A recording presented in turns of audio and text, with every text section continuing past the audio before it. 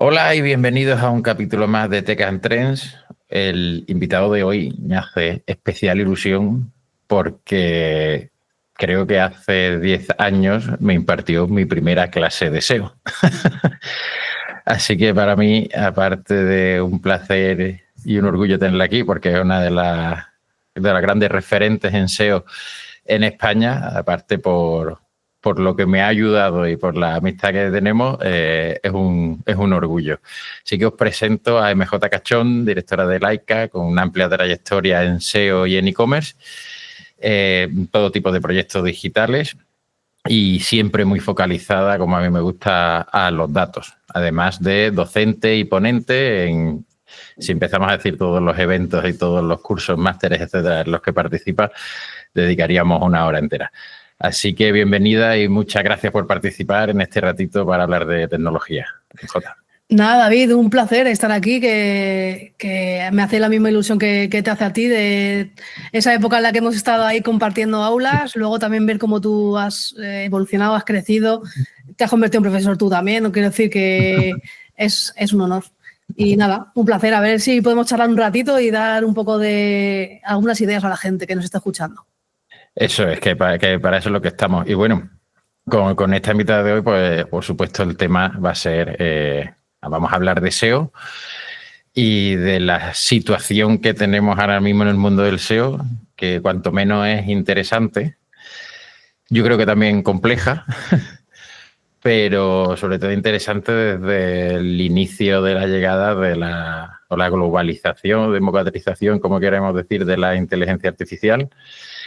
Y quizás dentro de todo este proceso de la llegada de la inteligencia artificial, para el mundo del SEO ha habido un antes y un después desde que Google empezó hace unos meses a mostrar sus resultados generados con IA, esa AI Overviews.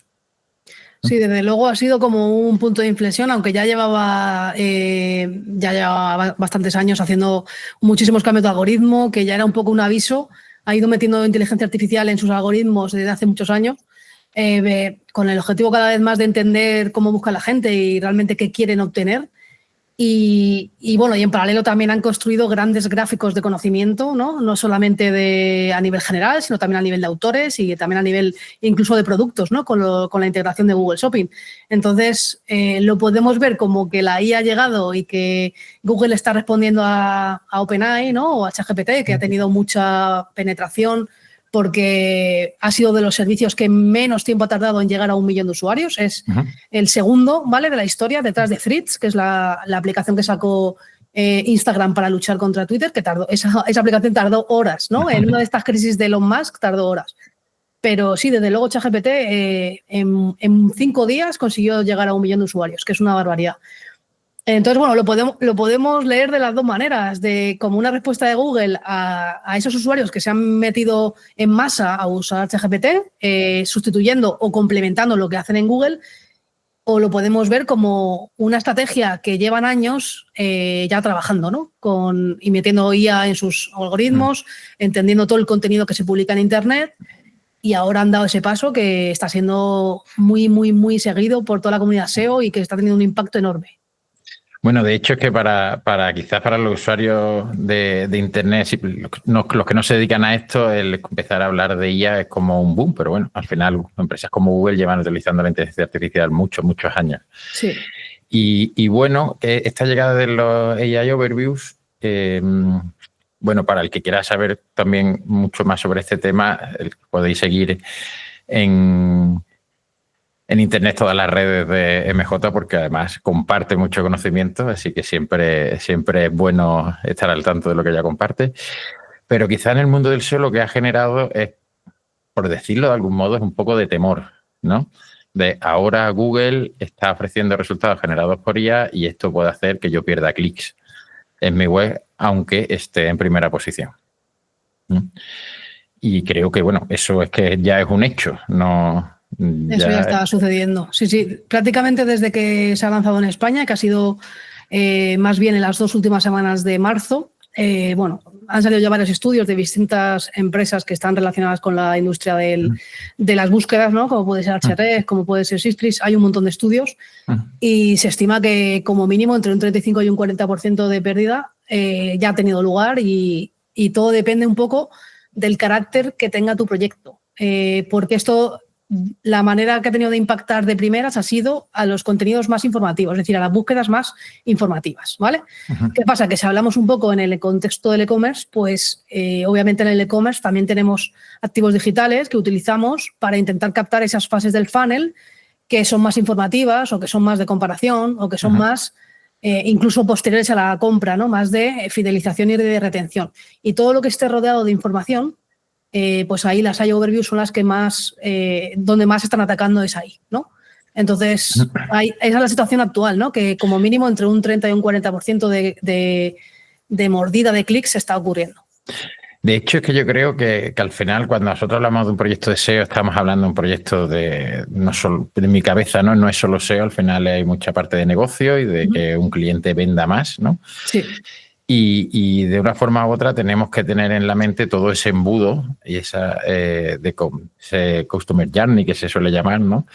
En el que quizás estas AI Overviews no van a impactar tanto en las partes más bajas, pero en esa parte alta del embudo van a tener mucho impacto. Mucha incidencia, sí. Claro, de hecho, creo que una estrategia que aplicada en muchísimos sitios es tenemos nuestra tienda online para esas búsquedas más transaccionales, pero la complementamos con un blog que nos permite atacar a términos más informacionales, ¿no? Que estamos más en la parte alta. Sí. Claro, eso ahora ha cambiado todo. Porque por un lado, también sabemos que Google, o lo que dice Google, es que para posicionarte para aparecer en esos resultados generados por IA, lo que tenemos que hacer es posicionarnos muy bien para Google en general, ¿no? Como antes, no tenemos que hacer nada especial. Yo personalmente ahí tengo mis dudas, no sé si eso es realmente así, pero bueno, como sabemos que Google da la información que da, sí. Eso es lo que tenemos. Pero sí es cierto que, por un lado, quizás no vamos a tener tantas visitas, tantos clics con esos blogs que ahora trabajamos, pero también es cierto que si no los trabajamos tampoco vamos a aparecer en esos resultados generados por IA. Uh-huh.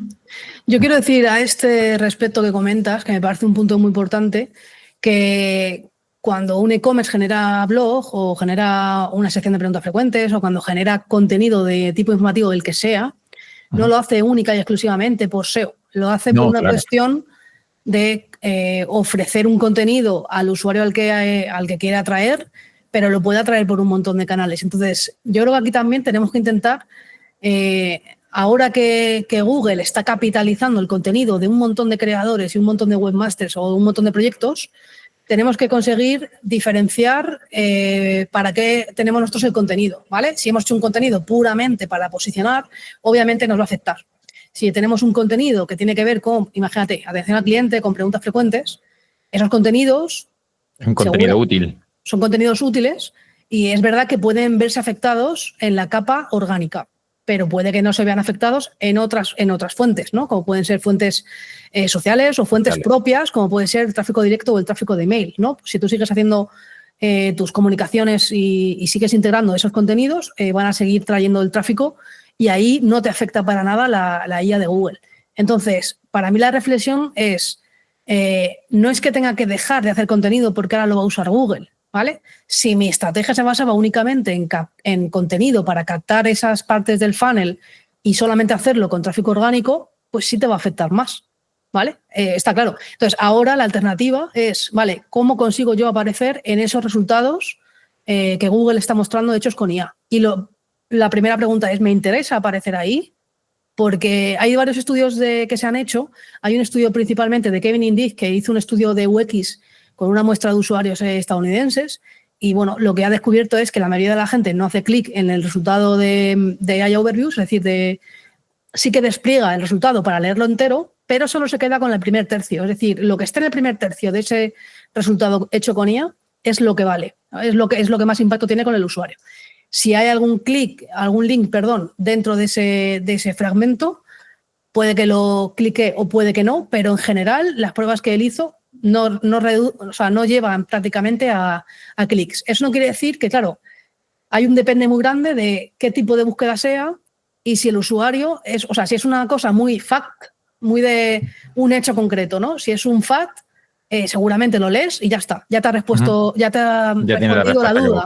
No te hace falta seguir investigando más. Si es una búsqueda que tiene más complejidad o que tienes que hacer una investigación más profunda, es posible que tengas que seguir haciendo búsquedas, o es posible que con lo que te ha dado de manera inicial la respuesta hecha con IA, tú después continúes haciendo búsquedas. Por eso hay algunos estudios que dicen que estas OI overviews también están impactando en que aumentan las búsquedas de tráfico directo o las búsquedas de la marca, ¿vale? También eso está ocurriendo en estos momentos, ¿vale? ¿Qué pasa? Que en España llevamos desde marzo con esto. En Estados Unidos ha estado esto lanzado durante muchos meses. Entonces, nosotros siempre vamos detrás de lo que pasa en Estados Unidos. Entonces, un mensaje que sí que me encantaría lanzar aquí es que todos los e-commerce, toda la gente que tenga un proyecto en el que el SEO sea importante, tendrían que estar haciendo análisis de lo que pasa en Estados Unidos, ¿no? Para ir preparándose, porque en Estados Unidos ya se están viendo cosas nuevas que van a lanzarse aquí también, ¿vale? Entonces, esto para mí es una cosa súper importante. Es decir, que no nos pille luego y tener que improvisar o tener que reaccionar, sino que nos pille pudiendo hacer un plan, ¿vale? Y luego, respecto a lo que dices bueno, Google al final, el último evento que hizo en Madrid, que yo tuve la suerte de asistir presencialmente, también dijo que las AI Overviews lo clica mucha gente, ¿vale? Y eso no es algo muy cercano a la realidad, vamos a decir, ¿vale? Entonces, si ese es el mensaje que nos están mandando, y luego mandaron o publicaron unas guías de cómo posicionar en AI Overviews, que son básicamente las mismas recomendaciones que nos han dado de toda la vida para hacer contenido de calidad y contenido de utilidad, pues esas guidelines o guías o como las queramos llamar, realmente no son específicas para AI Overviews, ¿no? Entonces, yo estudios que he hecho, pruebas que he hecho con datos míos de clientes míos, pues lo que veo es que los criterios que sigue AI Overviews son diferentes a los que sigue los resultados orgánicos normales, ¿vale? Lo que sí ocurre es que normalmente dentro del top 100 de resultados orgánicos normales, si estás en el top 100, tienes posibilidades de salir en AI Overviews, ¿vale? No tienes por qué, o sea, no pondera que estás en el top 10, pondera más que estás en el top 100. Entonces, digamos que esto le da oportunidad a salir a más gente, no solamente a la del top 10, ¿vale? Luego sí que es verdad que habría que pensar en cómo vamos a capitalizar a aparecer ahí, porque no va a ser a través de visitas. Y eso seguramente nos va a abrir un melón, que es el de la medición y el de la analítica, que también es algo que tú tienes mucho interés en hablar, ¿no? Sí, porque creo que me genera muchísimos quebraderos de cabeza. Y además me lo voy a llevar a la parte de agencia, ¿no? De por supuesto, para las empresas, para los clientes, ¿no? Pero desde el punto de vista de agencia creo que llega a una complejidad importantísima. En esta parte que decías tú de que además a raíz de un vídeo tuyo estuve echando un vistazo a eso, el estudio concretamente el de Href, sí, que ya hablaba de un 34,5, un 35,4 de pérdida de clics. Claro, al final lo que tenemos que también es ponderar el esfuerzo contra el beneficio. Es decir, oye, ¿cuánto esfuerzo me va a suponer a mí tener un contenido de alta calidad para ciertas consultas, para ciertos términos clave, que sabemos que podemos trabajar en conseguir que aparecen en esos AI Overviews, pero que realmente no me van a llevar tráfico? Claro. Entonces, ¿hasta qué punto nos va a interesar? Que probablemente, o sea, si nos enfocamos solo en eso, ¿no? Probablemente ese contenido después se pueda explotar de muchas otras formas, como bien has dicho, por otros canales, claro, o que simplemente sea contenido útil para el usuario y que esté navegando por tu web y consulte las FAQ. Sí, ¿no? Para mí la clave es, las AI Overviews ahora mismo son algo que está ahí, está apareciendo, no siempre aparece, es decir, si tú haces una misma búsqueda varias veces, es posible que una vez aparezca y otras veces no. Si tú haces la misma búsqueda que yo y estamos en sitios distintos y tenemos historial de búsqueda diferente, por la personalización puede que a ti te salga una cosa y a mí otra, ¿vale? Entonces, esto lo que nos dice es que estamos en un modelo cambiante, es dinámico, ¿vale? Entonces, no vamos a poder hacer cosas estáticas para impactar en un modelo dinámico, ¿vale? Me gusta mucho que diga lo de esfuerzo-beneficio, porque esto también nos abre otro debate, que es, vale, como no me va a traer visitas, pongo en interrogante si hago un esfuerzo en esto o no. Es decir, meto una tarea que sea salir en las AI Overviews o no, ¿vale? Esto ya nos pasó cuando Google sacó, antes de las AI Overviews hace años, sacó una cosa que eran los feature snippets, que era una respuesta directa. Normalmente salían, o sea, era muy parecido a las iOverviews, pero en vez de generarse con IA, simplemente esa era posición cero, ¿no? Que se una hablaba posición cero que te mostraba como una respuesta parcial a lo que el usuario estaba buscando, pero que dejaba el link debajo por si el usuario quería clicar, ¿vale? A diferencia de eso, en la actualidad, pues las iOverviews, como están diseñadas, facilita más que tú lo leas y que sigas tu vida, no que cliques en ninguna parte, ¿vale? Entonces, aquí la pregunta es, ¿tienen que seguir los clics siendo una métrica clave de nuestro proyecto? Esa es una gran pregunta. Eso lo vamos a tratar ahora en la parte analítica, porque es que eso nos va a dar esto para 2 o 3 sesiones de podcast. Pero... Vale, y luego, ¿tengo que hacer tareas para intentar salir en las iOverviews? Yo intentaría centrarme en las cosas en las que podemos hacer ese cálculo de esfuerzo-beneficio. Creo que con las iOverviews ahora mismo no podemos hacer ese cálculo. Además, el punto en el que nos encontramos es en el punto de investigar.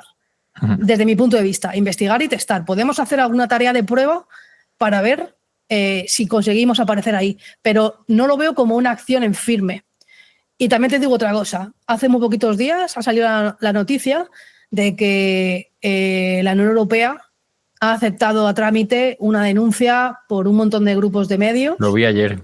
Y esto puede hacer que, bueno, veremos a ver si las iOverviews en Europa siguen manteniéndose tal cual están o sufren cambios importantes, como por ejemplo, den al usuario la opción de desactivarlo o de que lo tengan que poner en una pestaña aparte, ¿vale? O incluso que los propios medios puedan decir, mi contenido no lo usas en las iOverviews, pero no me penalizas robándome mi tráfico, ¿no? No sé exactamente... Ese último es la incógnita de cómo... Claro. Los cauces de esto no sé cómo se efectuarían. Pero para mí ahora mismo estamos en un momento de Google ha sacado un órdago, ha sido poner esto, y se van a ir desarrollando respuestas. En este caso es la respuesta de la legislación ante denuncias de un montón de grupos de medios. Y luego, la última cosa es el movimiento que ha hecho Cloudflare. Cloudflare es un servicio de, vamos a decir... Lo utilizamos nosotros también, sí. Una CDN. Una CDN, ¿no? Una red de distribución de contenido que al final, bueno, te ofrece un montón de funcionalidades. Entonces ellos han sacado una iniciativa que es, proponen a los nuevos usuarios de Cloudflare que sus sitios web no puedan ser rastreados por las arañas o por los crawlers de las IAs, a no ser que esas IAs le paguen a esos propietarios web, ¿vale? A priori puede ser un modelo justo y un modelo de, ostras, el incentivo que nos está robando Google por un lado, nos lo podrían estar devolviendo por este otro lado, pero no sé hasta qué punto eso va a ser sostenible ni si la gente va a entrar a... O sea, la decisión final no la tiene Cloudflare, la tiene el propietario de la web que paga a Cloudflare y decide si le quiere bloquear a los crawlers de las IAs, claro, y cobrarles o no cobrarles. Ese punto lo tuvimos nosotros Nosotros tenemos nuestro propio data center donde ofrecemos servicios de alojamiento, ¿no? Y en general de cloud computing. Y hace un mes o así tuvimos un debate de, oye, ¿qué hacemos con las IAs? Porque al final son crawlers que pueden llegar a incluso, en ciertos casos, a saturar una web, porque empiezan a llegar peticiones de esos bots.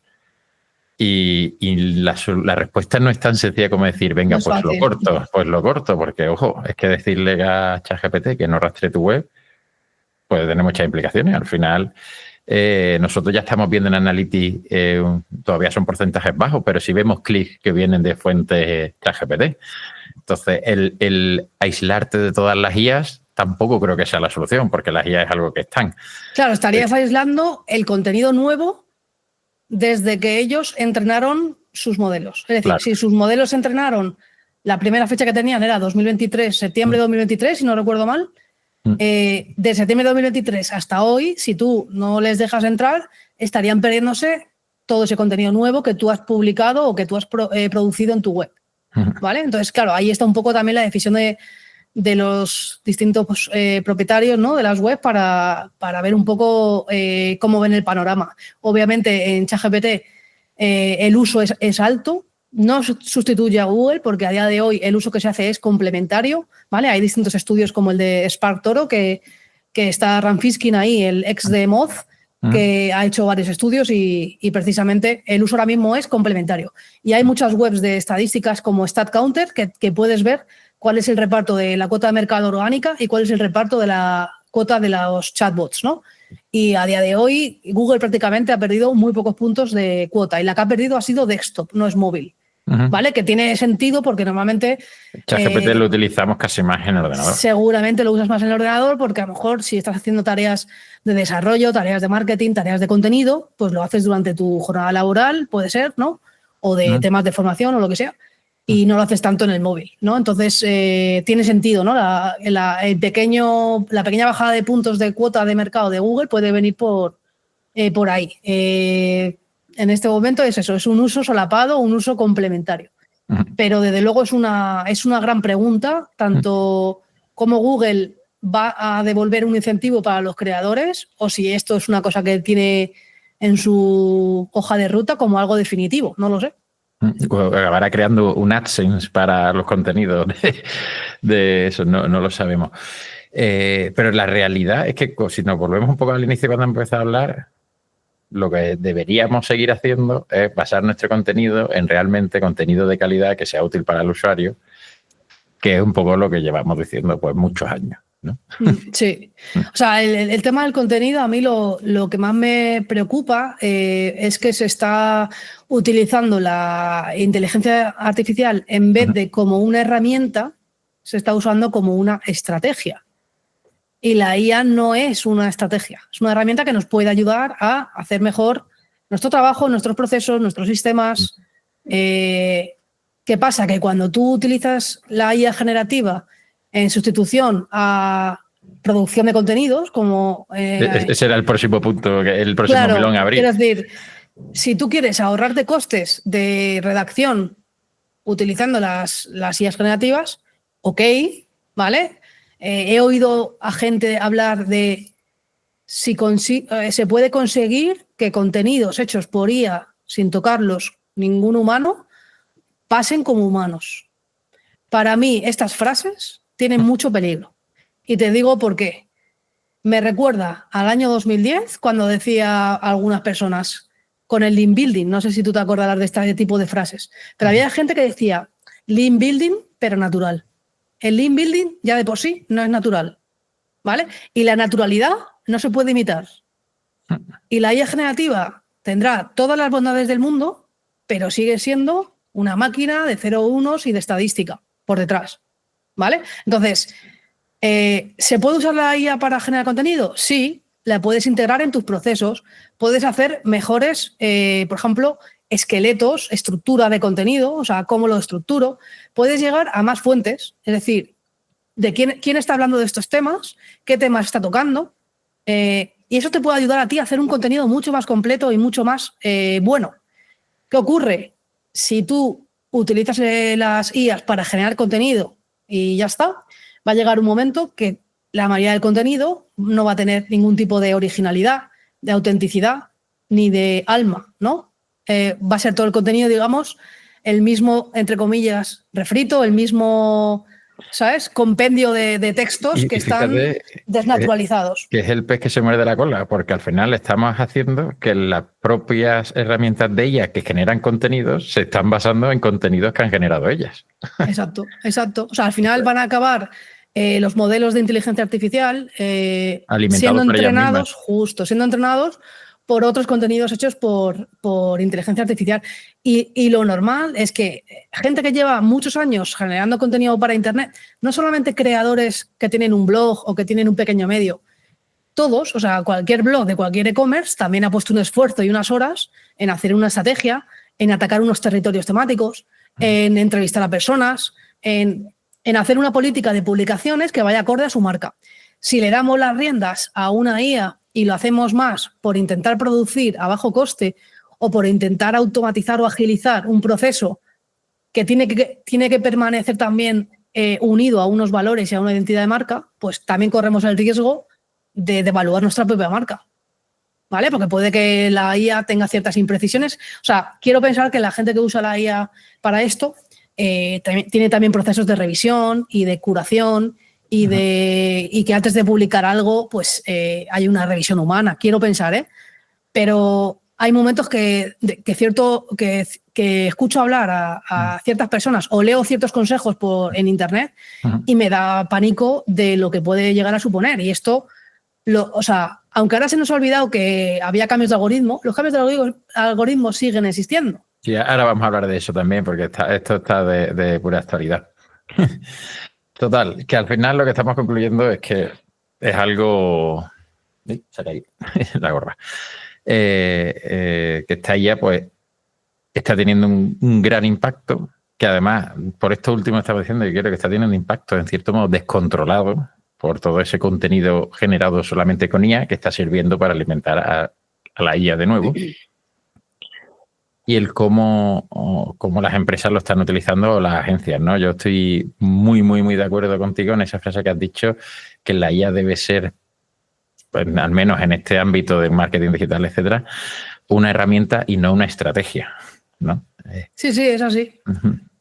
Y antes lo has mencionado, el tema de la analítica, y a mí es algo que me reconcome todos los días porque lo veo muy complicado desde el punto de vista de, bueno, yo creo que ya hemos superado el tema de GA4 y el Concept Mode, que ya fue un punto de inflexión importante. Un drama, sí. Un drama en la analítica. Sí. Pero creo que no, la dificultad de la analítica no viene solo de eso, viene de otras muchas cosas. A mí un punto que como agencia de marketing genera muchas dudas y muchos problemas a la hora de dar datos, por ejemplo, son las campañas de Google Ads de Max Performance. ¿Vale? Al final tenemos una serie de campañas en las que no tenemos un control absoluto, que le damos mucha información a Google para que él ejerza con su IA y con su Machine Learning, etcétera, lo que supuestamente es mejor para nuestra campaña de anuncios, pero también perdemos el control de dónde están apareciendo esos anuncios. Y nos vemos casos, por ejemplo, en el que las campañas de Max Performance funcionan súper bien, pero después cuando empiezas a rascar es que están saliendo por un montón de resultados de marca. Ya. Claro, entonces empiezas a invertir, las campañas de SEM, sobre todo cuando hay varias agencias trabajando, las campañas de SEM funcionan súper bien, un ROAS espectacular, el SEO empieza a bajar, los clics en orgánico, empiezas a ver que coincide esa parte de esas campañas de más performance con la caída de SEO porque le está robando clics. Porque se además, canibaliza, sí. Muchas veces se ve muy claramente porque las impresiones se mantienen pero bajan los clics y justo coincide con las campañas. Y por otro lado, la realidad es que esas campañas están generando ventas que es muy difícil decirle o es muy difícil de demostrar, no digo que sea imposible, pero sí complicado, el decir, oye, tienes que invertir menos en publicidad porque estos clics ya los tienes por SEO, porque los puedes conseguir igual de manera gratuita.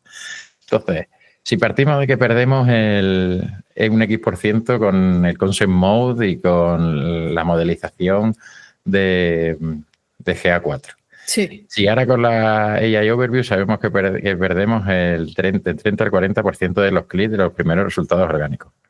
Si las propias campañas de publicidad, según la tendencia de Google Ads, de las campañas más performance, también te canibalizan.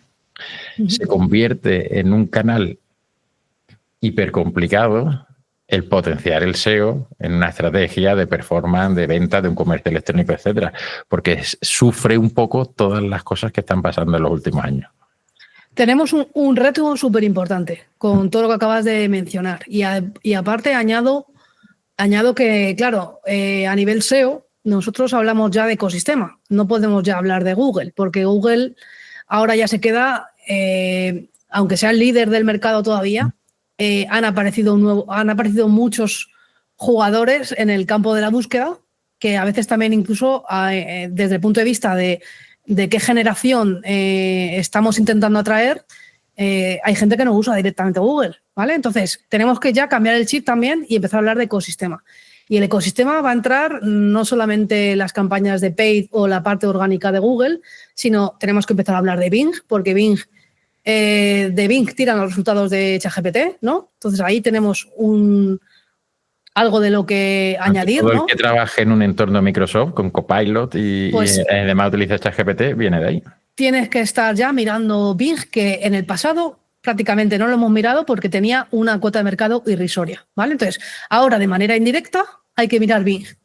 Y si tenemos un público objetivo muy concreto, tendríamos que estar mirando YouTube, tendríamos que estar mirando TikTok y tendríamos que estar mirando Instagram, ¿vale? Por no, tampoco voy a decir más, pero sí, cualquier red social. La tendencia ahora mismo es un TikTok o un YouTube son usados como buscador, como punto de partida también para investigar cosas, igual que lo hace la gente en Google, ¿vale? Entonces depende de la edad que tenga la gente, empieza por Instagram o empieza por TikTok o empieza por Google. Entonces hay que ampliar las miras. Ahora no solamente hablamos de Google.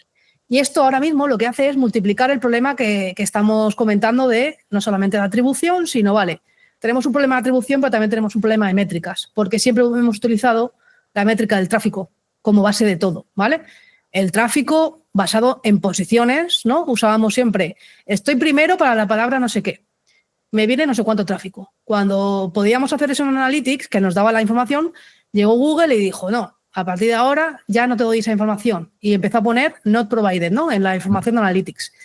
Después ha pasado un poco lo que tú has comentado con el Concept Mod, en la migración a Analytics 4, etcétera. Tenemos una cosa añadida y es que con las I/O Overviews esa información sí se vuelca en Google Search Console, pero no se vuelca de una manera específica. Es decir, no hay un filtro que tú puedas decir, dime cuáles son las impresiones y los clics referente a iOverview. Porque además en esto se que te dices, mezcla todo. Lo que puede pasar para casos en los que haya mucha presencia en esas iOverviews, es que suban mucho las impresiones, pero lo más probable es que los clics no. Exacto. De hecho, cualquier persona que tenga un proyecto con cierto calado informativo, si pone una periodicidad del último año o la periodicidad máxima que le des el console, le va a aparecer como una boca de cocodrilo, que es un poco lo que casi todo el mundo está viendo en sus gráficas. Las impresiones se despegan de los clics, ¿vale? Entonces, ahí se ve clarísimamente que a partir de marzo del 25 se empieza a despegar más aún, ¿vale? Entonces, ese efecto es el que significa que te está afectando las iOverviews. Y con todo esto en la coctelera, aparte tenemos nuevos canales como puede ser TikTok, Instagram, que a lo mejor antes les hemos hecho menos caso, o YouTube, en los cuales también tenemos que pensar cuáles son las métricas que tenemos que utilizar, ¿vale? Tenemos que ver si nosotros enlazamos la descripción de un vídeo y la gente clica ahí, cómo llega el tráfico. ¿Va a llegar porque lo podemos etiquetar con una etiqueta UTM o va a llegar ya directamente Google lo atribuye? O sea, tenemos que hacer una reflexión bastante importante. ¿Y qué pasa? Que la parte de iOverviews nos ensucia mucho, nos mete mucho ruido, porque ahora mismo no podemos separar lo bien que lo estamos haciendo en los resultados orgánicos estándar, en los normales, de cómo nos está impactando iOverviews. Tenemos que tirar de herramientas de terceros, tipo Sistrix o Ahrefs, ¿no? ¿Qué pasa? Que esa información que nos dan las herramientas de terceros no coincide 100% con Search Console. Además, son datos que miden diferentes cosas. Entonces, tenemos un reto gordo. Según el negocio y la web, mucho más, porque como tengamos un negocio en el que la estrategia ha ido muy dirigida a un long tail muy específico, lo pierdes en herramientas de terceros, claro. Claro, hay una tercera vía que yo también estoy usando, que es complementando herramientas como Sistrix o como Ahrefs, existen APIs, ¿vale? APIs como Data for SEO que te permite hacer el análisis del grupo de palabras clave que tú quieras. Entonces ahí nos saltaríamos la restricción de los long tail, ¿no? De palabras que son a lo mejor más largas y que las herramientas comerciales a lo mejor no hacen seguimiento de todas las palabras. Tú coges, si tú tienes en tu proyecto, me lo voy a inventar, 10.000 palabras, analizas esas 10.000 palabras para intentar entender cómo te estás posicionando en los resultados normales, en los resultados de pago, incluso en las iOverviews. Se puede hacer. Y ahí es donde vas a tener un pulso mucho más cercano de cómo te está afectando, ¿vale? Lo que pasa es que eso también pues, tiene un coste, lo tienes que desarrollar. Quiero decir, todo tiene sus y una complejidad que requiere ya pues, de un equipo de desarrollo detrás que te ayuda a programar con eso. Y por eso digo yo que a mí me parece súper interesante, porque además nosotros venimos de un bagaje muy técnico y estas cosas nos gustan, pero que es muy complejo.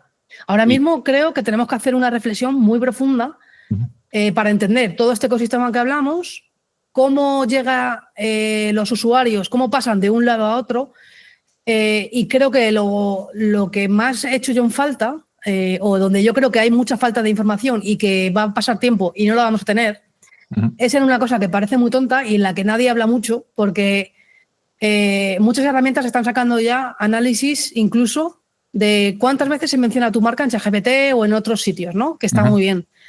Pero si te paras a pensar, los prompts que están analizando son prompts que son más bien palabras, son más bien palabras clave. ¿Vale?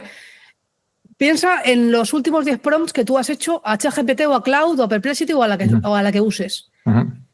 ¿Tiene forma de palabra clave o tiene forma de un párrafo entero en el que le cuentas tu vida? Yo personalmente, porque también la utilizo no solo para cosas profesionales, pero son párrafos. Le cuento, explicar un poco mi vida. Es decir, no quiero decir con esto nada. Además, simplemente. Yo soy de los que le habla, hola, buenas tardes, muchas gracias, por favor. Claro, entonces, para mí, donde está realmente la oportunidad de entender esto es si tuviésemos información de cómo la gente busca o escribe o interactúa en ChatGPT y en este tipo de chatbots. Esa información no existe. No la tiene ninguna herramienta ni la va a tener, porque OpenAI no está compartiendo esa información. Y esa es una de las grandes diferencias con el SEO que hemos hecho tradicional de toda la vida, que es, hay un montón de herramientas que te dicen... a una palabra concreta. Y que te dicen qué palabra busca la gente, cuánto se busca cada mes, etcétera. Esa información ahora, de cara a la integración con la IA, no existe esa información. ¿Vale? No existe. Entonces, ahí también tenemos como una opacidad que nos hace ir un poquito más a ciegas. Entonces, hay mucha gente que está haciendo estudios, que está intentando hacer ingeniería inversa, ¿no? Para hacer pruebas, y todo lo basa en tirar prompts que son realmente palabras clave. Que como forma de empezar está muy bien, porque mejor eso que nada, ¿no? Mejor intentar hacer ese tipo de análisis, pero también puedes sacar conclusiones que son incorrectas, ¿vale? Porque no son fieles a la realidad, esos prompts. Claro, y con todo esto que estamos hablando de esta complejidad, ya aquí, si no quieres responder, no, pero tengo mucha curiosidad porque en algunas reuniones ya lo estoy empezando a ver. ¿Te está costando a ti el justificar ese trabajo SEO? Porque al final pues, no entran las mismas conversiones por SEO que antes, no entra el mismo tráfico que antes, y al final tú estás dando un servicio puramente SEO, ¿no? Porque además sé que vosotros estáis muy centrados en el SEO, no hacéis temas de social o otros canales, ¿no? Nosotros, ¿encontráis eso en el mercado? A día de hoy solamente hemos tenido afectaciones de AI Overviews en proyectos que son o bien de generación de leads y que se soportan, o que se apoyan en contenido, o en proyectos en los que hay una capa de contenido, ¿vale? Ahí sí que se ve que hay afectación, porque es imposible que no te afecte. ¿Qué pasa? Que todos los e-commerce que trabajamos, y son unos cuantos, o sea, la mayoría de nuestros clientes son e-commerce, ¿vale? O sea, habrá un 70% o 75% de e-commerce. ¿Qué ocurre con ellos? Que la parte transaccional es donde nosotros ponemos casi todo el foco. Nosotros podemos poner foco en cosas informativas de manera puntual, pero la mayor parte de lo que nosotros trabajamos es en impactar en el dinero, o sea, en la parte más de negocio. Y ahí no tiene afectación. O sea, es que tengo proyectos que le han afectado sí un 3%. Sí ha habido afectación de aspectos como el tema de caída de tráfico por el tema de la medición con el consumo de GA4 o el tema de la canibalización con campañas en publicidad, etcétera. ¿Habéis tenido casos de ese tipo? Hemos tenido algún caso, por ejemplo, con el tema de temas de paid, ¿vale? Nosotros somos muy amigos de intentar ponernos la gorra del cliente y decir, oye, vamos a intentar hacer piña. A veces, ¿qué pasa? Que cada canal lo lleva un proveedor diferente. Y entonces ya no solamente es que yo quiera hacer pruebas con el cliente para que el cliente gane más. Lo tiene que querer hacer también el resto de proveedores, ¿no? Entonces, por ejemplo, con los que más colisión podemos tener, que es con la gente de paid, no colisión, sino nosotros proponemos, oye, ¿por qué no probamos a pausar la marca en estas circunstancias? ¿Lo paras durante X días? La paramos para hacer una prueba, vemos si al pausar la marca en esas características, en esas condiciones, lo absorbe el orgánico, y si lo absorbe bien y no se resienten las ventas, los leads o lo que sea, lo que hacemos es que vosotros esa parte de la inversión la destináis a otra cosa. O sea, se reaprovecha para atacar otros grupos de keywords genéricas, otros territorios, intentar conquistar otras áreas, ¿vale? Porque la marca muchas veces, el propio orgánico ya lo absorbe. Nos han dejado hacerlo en un solo proyecto. En uno, ¿vale? Entonces, en ese salió bien. Ahora, al final la decisión final siempre la tiene el cliente. Nosotros podemos proponer, pero ahí tenemos un poco más que hacer. El trasfondo de esto que estás diciendo me encanta porque es algo que nosotros hemos apostado desde que hacemos marketing digital, y es que no pueden ser estrategias independientes. Tenemos que ir muy de la mano. Si es el mismo proveedor, pues será un poquito más fácil, y si son proveedores diferentes, pues como profesionales nos vemos obligados a entendernos y hacer que entre todos el negocio del cliente vaya mejor. Sí. Y creo que eso es algo fundamental. Y si hay que hacer reuniones de paid y SEO conjuntas, pues se hacen. Y si hay que hacer reuniones de SEO y social, se hacen. Y al final, el objetivo de todos tiene que ser el mejorar el rendimiento y el performance del cliente. Y hacer que venda más. Claro, y hacer lo que... O sea, el cliente al final está haciendo una inversión en distintos canales o en distintas áreas, como lo queramos ver, y tiene que hacer lo más eficiente posible, pero me gusta más verlo como un todo, como un global, ¿vale? Sí. Porque, claro... No podemos entrar en la lucha de la atribución. Eso es algo, un tema porque que a mí me encanta analizar, pero es algo que... Y de hecho, ya partiendo de la base que la marca, desde mi punto de vista, no es de nadie. La marca no es de orgánico o no es de paid.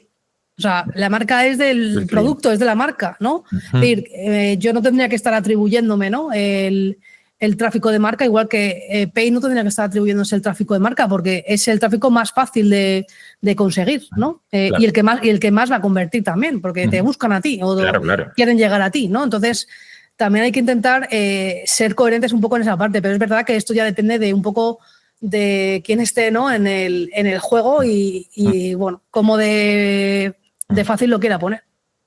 Pues me encanta la respuesta y me encanta que coincida con lo que yo pienso. Se ve que he tenido buenos maestros. Y para terminar, para que no lo sepa, MJ es una de las grandes expertas en temas de análisis de estudios sobre los updates de Google.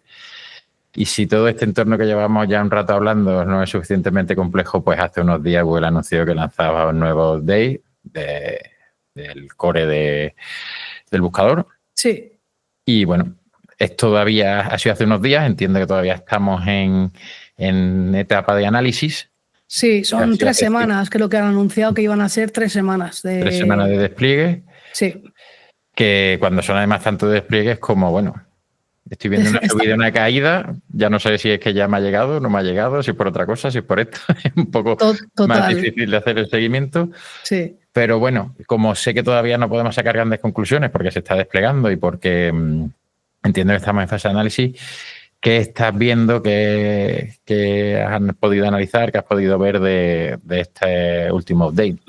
A ver, no he podido meterme mucho, la verdad, porque bueno, son 3 semanas, empezó a final de... O sea, llevamos una semana, en realidad. He visto cierto baile de proyectos, es decir, proyectos que ya hace meses han tenido bajadas y luego han tenido subidas, ahora están otra vez de bajada. Es decir, tampoco es fácil de identificar los patrones, porque al final Google utiliza muchos sistemas y subsistemas, ¿no? Entonces, no es fácil, ¿no? Pero bueno, hay bastantes sospechas de que pueda tener que ver también con contenido generado con IA, ¿vale? También hay bastantes sospechas de que eso pueda estar dentro de este lanzamiento. Entonces veremos a ver por dónde van los tiros. Es verdad que también en el tema de los updates, claro, cuando tú ya en tus sistemas metes tantísima inteligencia artificial, hay un porcentaje de, digamos, la salida de eso, es decir, la respuesta que tiene eso, que va a ser impredecible o que va a ser inexplicable, ¿vale? O sea, esto al final, toda la gente que haya oído hablar un poco de Machine Learning o del aprendizaje automático sabe que este tipo de ciencia de datos y de fórmulas matemáticas, en muchas ocasiones lo que pasa por medio no se puede explicar a ciencia cierta. O sea, hay cierta caja negra por en medio, ¿vale? Entonces, claro, si esto lo llevas a un servicio como Google, que maneja millones y millones y millones de webs, de contenidos que tiene alojados en sus sistemas, Y lo que comentaba antes al principio del podcast, Google lleva muchos años aprendiendo de nosotros, de todo el contenido que ponemos, de los datos estructurados que ponemos en nuestras webs, ¿no? Sabe ya lo que son los productos, los precios, los colores, sabe quién escribe una cosa, quién escribe, en qué temas escribe cada persona. Sí, o sea, claro. Tiene un nivel de conocimiento profundísimo. Eso no quiere decir que el resultado de los updates sea justo muchas veces. De hecho, muchas veces hemos visto un update y que después en el siguiente update al mes se hace una especie de rollback. Rectifica, sí. Y lo que has perdido lo vuelves a recuperar. Pero claro, eso es un poco... Es injusto, ¿no? Realmente, porque al final a lo que voy, de pérdida... Claro, a lo que voy es que no siempre que te impacte un update significa que tienes la web fatal. Lo que pasa es que en muchas ocasiones esto ocurre, ¿vale? Ocurre que muchas veces el proyecto tiene unas carencias que no se han arreglado en su día y que empiezan a pasarle factura a los proyectos. No se puede generalizar. También hay un montón de proyectos de medios independientes y de blogs independientes que han generado mucha polémica en Estados Unidos, sobre todo porque Google se ha reunido con ellos en distintas ocasiones y al final ha sido un poco pérdida de tiempo porque ellos querían recibir un feedback y los autores han dado el feedback y luego no ha valido para nada porque al final sus webs siguen cayendo el tráfico de manera muy dramática, incluso gente que directamente ha borrado todo el contenido para empezar de cero y ni aún así ha conseguido remontar el tráfico. Entonces, también hay que tener un poco las dos visiones. Ni Google es el juez único, pero si hacemos una visión crítica del proyecto que tenemos entre manos y sabemos que hay cosas que no están a la altura de lo que un usuario al que nos dirigimos nos demanda, tenemos que intentar hacer ese análisis de autocrítica seguro. Es verdad que luego hay otros proyectos, como te digo, que creo que son la excepción de toda esta escabechina que ha habido en los últimos años, que ha habido mucha escabechina de proyectos de contenido, pero bueno, yo creo que hay algunos que sí que pueden trabajar en mejorar y hay que tener también la humildad para reconocerlo. Pues sí. Pues muy bien, de todos modos esto es algo muy reciente. Como decía, es pronto, sí. Análisis, pero a mí me hace mucha gracia eso, se va a desplegar en 3 semanas. Bueno, pues entonces veré caídas y tendré que esperarme a que termine de desplegarlo para sacar conclusiones. Pero además, claro, mientras tanto, ¿qué hacemos? Y además en pleno verano, que al final también te vuelve a ensuciar los datos, ya no sabes si es por el verano, si es por el update. Nos dice que a mediados de agosto va a haber otro. Sí, siempre hay. Sí. Muy bien, pues bueno, yo personalmente me tiraba aquí 1 hora más, pero entiendo que para que la gente lo escuche no lo podemos hacer muy pesado y muy largo. Pues solo me queda darte una vez más las gracias y ya te digo, a mí ya sabes que me encantan estas conversaciones, así que podríamos seguir. Espero que la próxima vez ya sea en presencial. Ojalá. Este año soy yo el que no he ido a muchos eventos, pero volveré. Amenazo con volver. Bueno, pues nada, un placer la invitación. Gracias por contar conmigo y nada, cualquier cosa que pueda hacer por ti, David, ya sabes que siempre estoy ahí, así que cuenta conmigo. Recordaros a todos que no me sé exactamente los nombres de los perfiles, pero que tanto en YouTube como MJ Cachón, como MJ Cachón, que me busquen en Google o donde sea, que me apareceré por ahí, seguro. Por lo pronto, tanto en YouTube como en LinkedIn comparte mucho y siempre contenido de calidad, como venimos diciendo todo el rato. Se intenta. Pues muchas gracias, MJ, y nos vemos pronto. Y a todos los que nos escuchéis, pues daros las gracias por echar este ratito escuchando. Espero que os haya gustado el contenido y nos vemos en el próximo episodio. Gracias. Chao.